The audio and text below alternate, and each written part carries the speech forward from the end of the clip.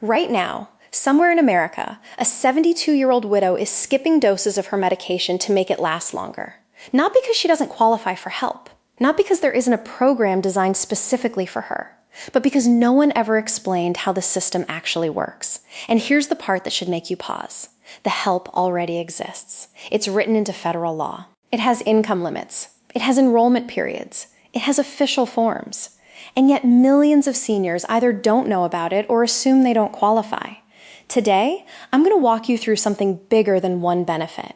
I'm going to show you how the system connects, how Medicare, Medicaid, Social Security, SNAP, property tax relief, and prescription assistance stack together, how one approval can trigger another, how one overlooked form can unlock thousands of dollars a year.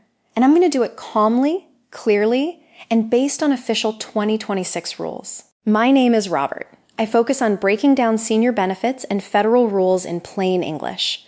I am not a lawyer, not a CPA, not your financial advisor.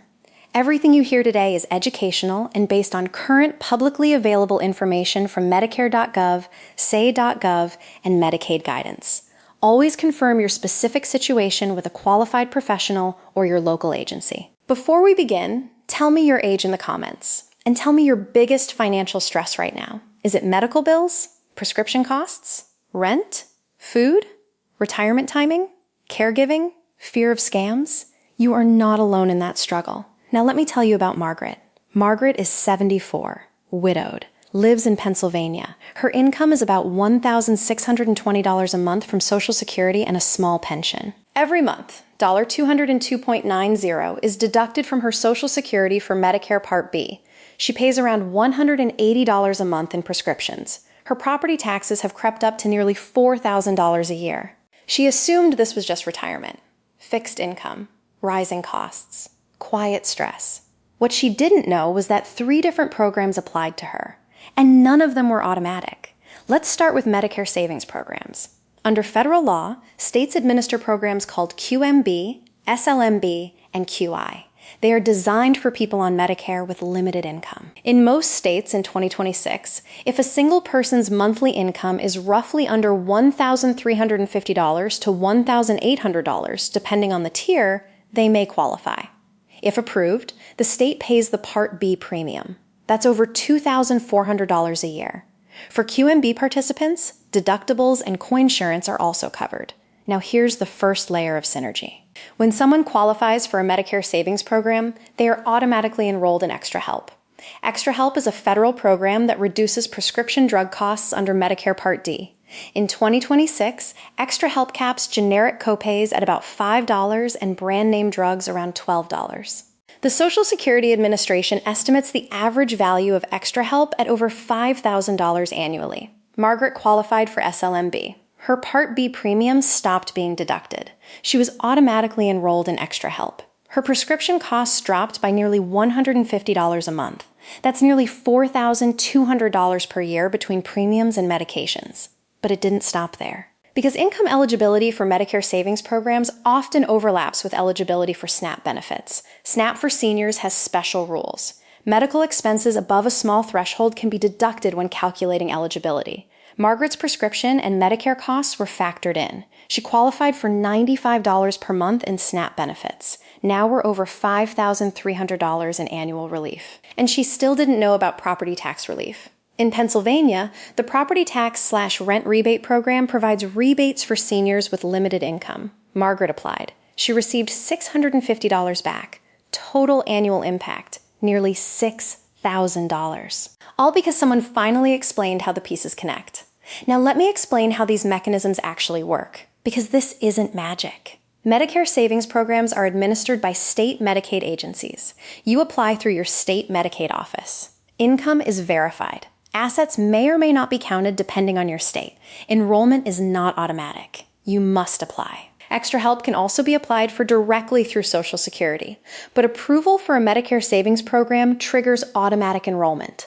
SNAP eligibility is determined by state agencies. Seniors can deduct out-of-pocket medical expenses over a set amount. Property tax relief varies by state and county. Most programs require annual application. Deadlines matter. Missing one can mean losing a year of relief. Now here's the part that almost no one talks about: appeals. If you are denied a Medicare savings program, extra help, or Medicaid coverage, you have appeal rights. The denial letter must include instructions. Often you have 60 days. If your income changed recently due to retirement or loss of a spouse, you may qualify upon reconsideration.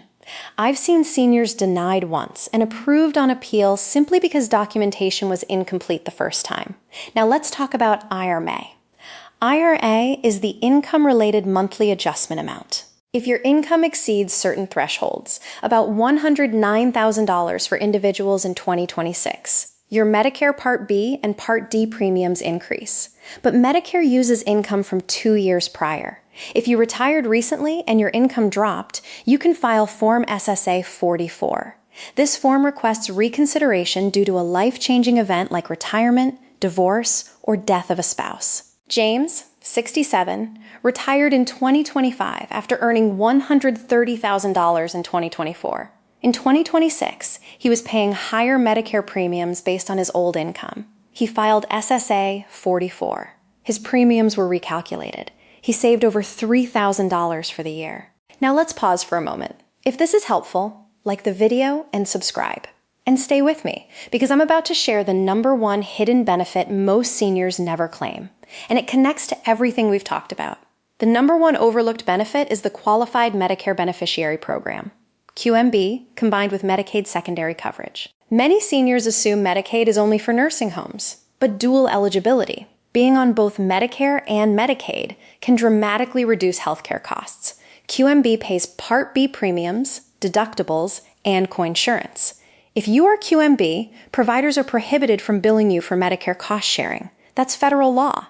Yet many seniors don't know they are protected and pay bills they shouldn't. If you receive a bill while enrolled in QMB, you have the right to dispute it. This is where confidence matters.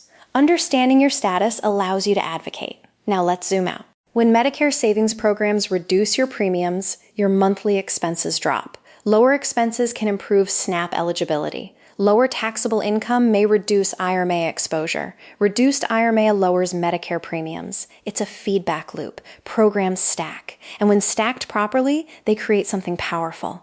Breathing room. Relief.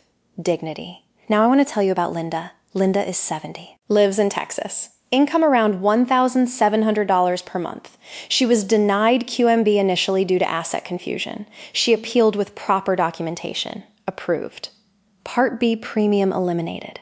Extra help applied. Her insulin cost dropped from $250 to under $15. She told me, "I stopped feeling afraid of the pharmacy." That emotional shift is everything. So here's what I want you to do this week. Call your state health insurance assistance program, SHIP. It is free, federally funded, unbiased. Ask them to screen you for Medicare savings programs, extra help, Medicaid eligibility, SNAP medical deductions, property tax relief. And if your Medicare premiums are high due to past income, ask about SSA 44 reconsideration. Now tell me again in the comments. How old are you? What's your biggest financial stress? Medical bills? Prescriptions? Rent? Caregiving? Scams? You are not behind. You are not foolish. These systems are complex by design, but they are navigable. You have rights. You have appeal pathways. You have stacking opportunities. And you deserve to age with confidence, not confusion. Growing older is not about shrinking your life. It's about protecting it. And as long as you are learning, asking questions, and advocating for yourself, you still have options. I'll see you in the next video.